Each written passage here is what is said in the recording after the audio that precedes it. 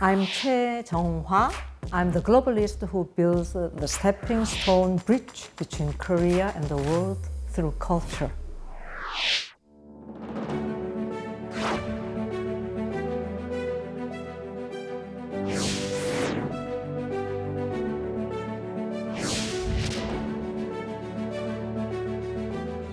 Cœur, en tout cas, de multiples réseaux de francophones et de francophiles de la Légion d'honneur.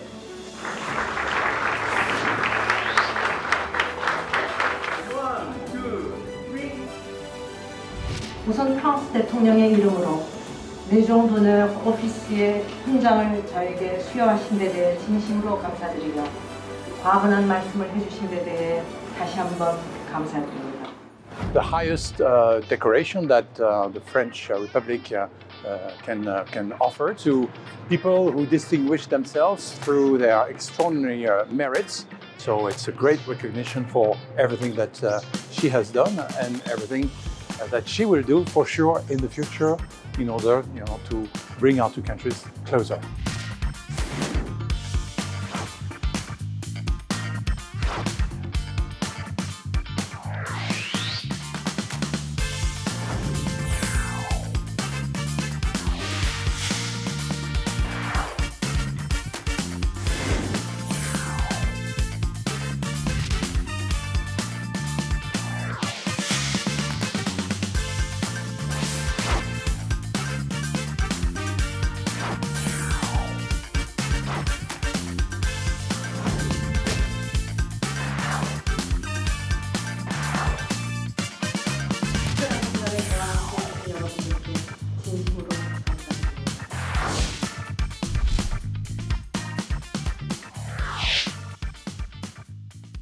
So, welcome to the Globalists. Happy to see you. Thank you for inviting me.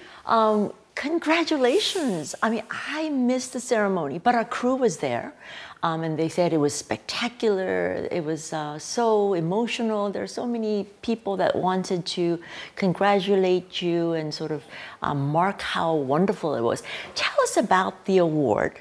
I'm not going to butcher the name, the award and what it means to get it. As the first Korean female ever to get this award? Yeah, so I want to explain first of all what is Légion d'honneur. Légion d'honneur is a distinction, national distinction awarded by French government, and it was created by Napoleon Bonaparte, 1802. Wow. Yeah, and it is given to the people who contributed a lot and from very, very various fields. So I heard that there are many important and famous figures like Queen Elizabeth, Bill Gates, Charlie Chaplin, and Celine Dion awarded also.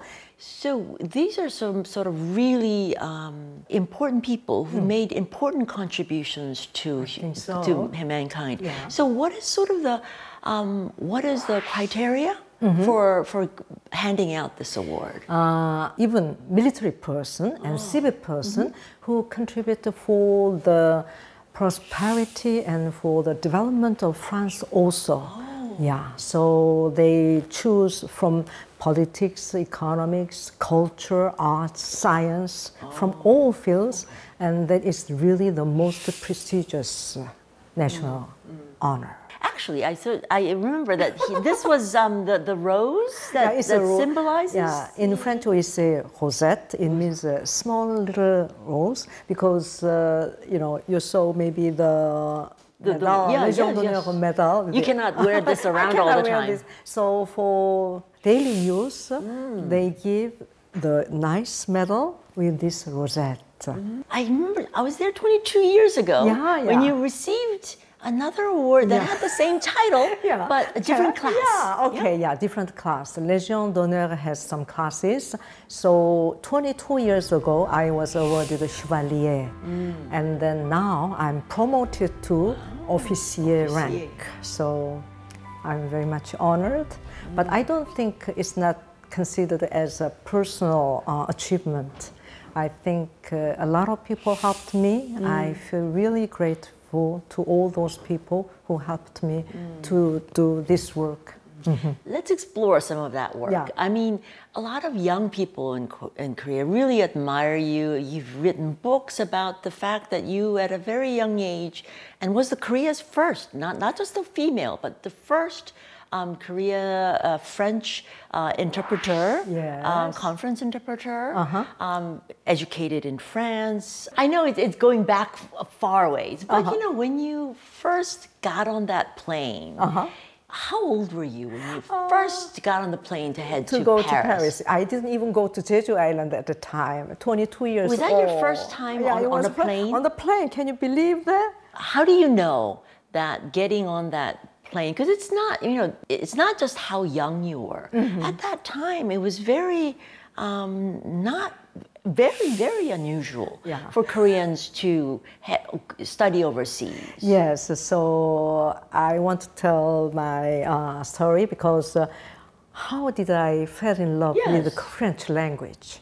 You know, I think I remember that I was in an elevator and I was in middle school student, 14, something like that. Okay. And when I just get in the elevator, there was two foreigners came in and they started to speak in this beautifully melodic language. So I'm so curious. So I said, with my poor English, where are you from? And they said, from France. And even from France was so beautiful.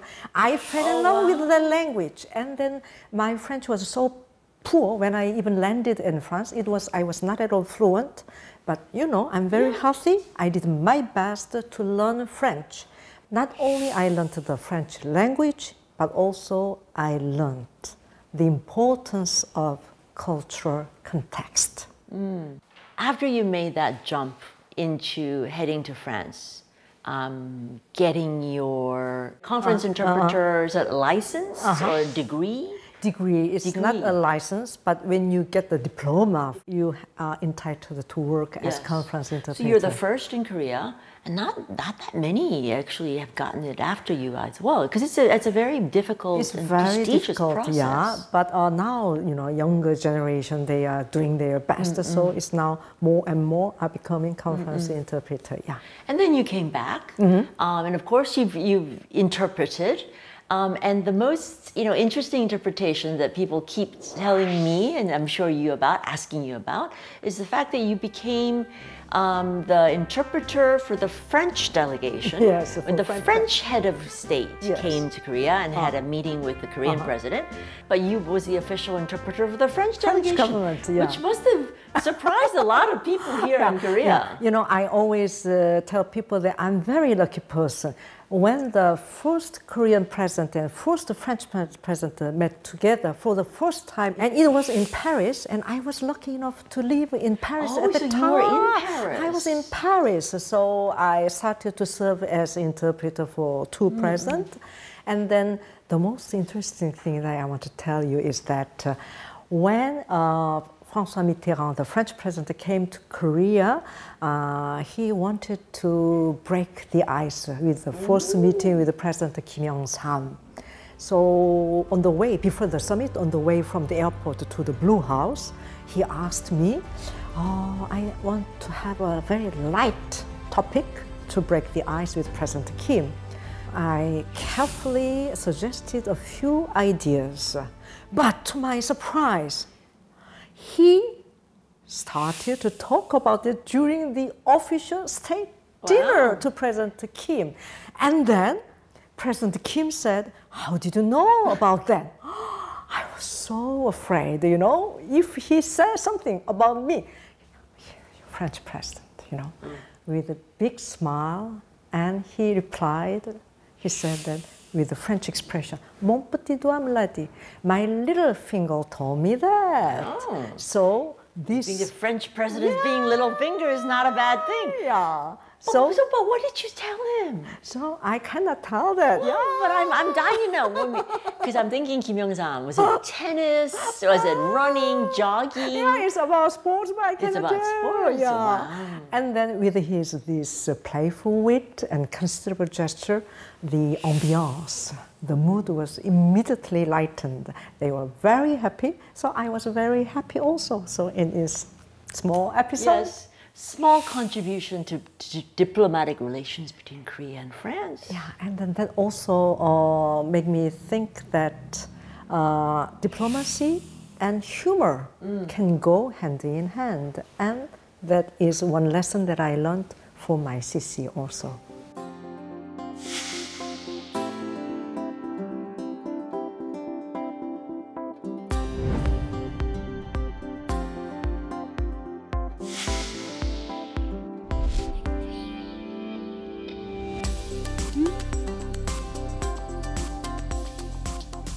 Now you've done so much. I think your then activities have expanded beyond that. Yeah.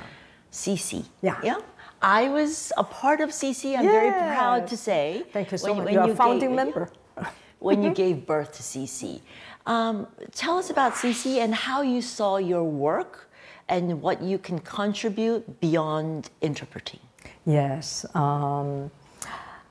Back in the early 2000, with the North Korean nuclear issue on the Korean Peninsula, and especially in 2002, Korea-Japan World Cup. Yes. World was paying a lot of attention to Korea like never before.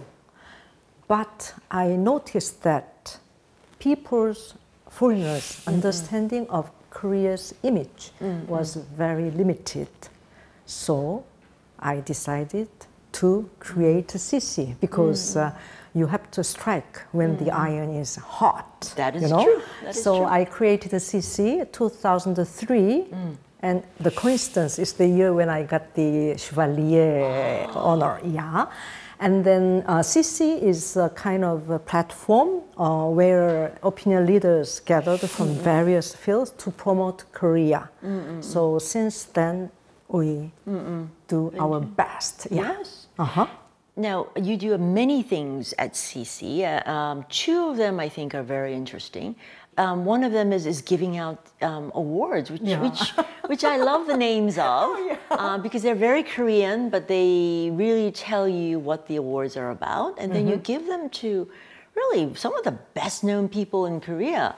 Tell us about the award. And you just had the ceremony a few months ago. Yeah, in January. Yes, Yeah. so tell us about the most recent awardee. Yes, and thank you so much for mentioning the award names. It's 지림돌 and then 징검다리. 징검다리, which is also a stone. 꽃돌. 꽃돌. You know, all award names have stone in them. Why did I pick up stone in the award name? Because I thought it's very important to reflect something unchanging. And then you asked also very important people as awardees. So for example, last January, we gave 3 awards. So first, the Stepping Stone Award to Oh Sang-woo, fencer. Yes, the fencer. Who got 2 gold Olympic medals. And then Shin Yu-bin, table tennis player, and Edward Lee. And I think his contribution is amazing. Thanks to him, Korean cuisine and Korean culture are brought to global spotlight in a very approachable manner. Well, I think it's wonderful that these people are highlighted, especially for what they're doing, not just in the table tennis, but in terms of what they're doing for Korea's image and overseas. The other aspect is that you also do a poll every year about what people think about Korea, the image of Korea as it changes or doesn't change over the year. What have you seen? I think Korea's image has grown so much. I think thanks to K-pop, K-drama, K-webtoon, K-sports, everything. But I think we still need some more to do to tell the deeper story of Korea, and we have to show more the unique emotions and the philosophy which are all behind of Korean culture. There are still so many things to share. Yeah. You obviously have more insights into this than many, but what part of Korean culture do you feel that is most not known, but should be better known to the outside world? I think now Korean cuisine is very well known also, but what I hope that people know better is Korean emotion, there is. You know, I want to always emphasize 정, you know, the affection bandage, Yes. and also hung. At the same time, you know, some people say Korean people are a little bit melancholy, but I think also Korean people are really full of energy and for fun, and that is directly connected to K-pop also, for hung. So I want to explain more all these things that people know, but not sufficiently. Yeah. So now that you've gotten the award, you know, the last time you got the award, you set off on CC. Now that you've got even the more prestigious award, what is in the future? Has it sort of maybe gotten you started thinking about something even more? I will try to do more, but for example, immediately we have this, every summer we are doing video competition and communication competition, because I think to enhance Korea's image, we need to work with the two tracks, opinion leaders and general public. So opinion leaders with the CQ forum, and for general public, we do this competition, sometimes with a video, sometimes with the presentation. So we are doing this. And as you know, I have also my own YouTube channel, that's right. Because we need to also expand CC's reach. So we are doing our best to enlarge the reach with the digital content and forums. Yeah. And we're really looking forward to what your next period of diplomatic relations and activities will be. So come back and visit us then, okay? When you get the next award. I don't know what award you can get, but the next big award, and you can come back and visit us. Already twice in my life is really enough. Well, Thank you. People have said that and then come back 3 times. So thank you again. Thank you so much, Jie. And that's it for me. I'll be back next time with another globalist who's putting Korea on the map. Son Jie out.